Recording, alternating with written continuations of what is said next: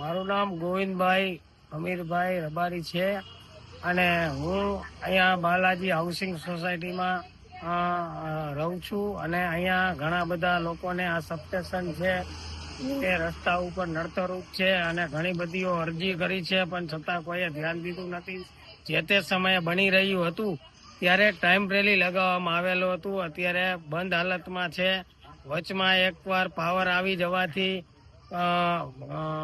જાનહાની પણ થોડીક થઈ હતી અને સાહેબશ્રીને નમ્ર વિનંતી કે આપ જરાક ધ્યાન દોરો અને અહીંયા જે તે મુશ્કેલી આવી રહી છે, નડી રહી છે બધાને, તો તે દૂર કરવો એવી નમ્ર અપીલ ને નમ્ર વિનંતી. ઘણી બધીઓ અરજી કરી છે પીજીવીસીએલમાં કે અહીંયાથી તમે હટાવો, પણ કોઈ આવે છે ધ્યાન દોરીને વયા જાય છે, કોઈ આમાં ધ્યાન દેતું નથી. સાહેબ, હવે આ સરખું ન થાય તો અમે હવે સરકારશ્રીને આવેદન પત્ર આપવા જઈશું અને કહેશું કે સાહેબ શ્રી હવે તમે આમાં ધ્યાન દોરો અને અમારે કઈક રાહત થાય એવું કરો.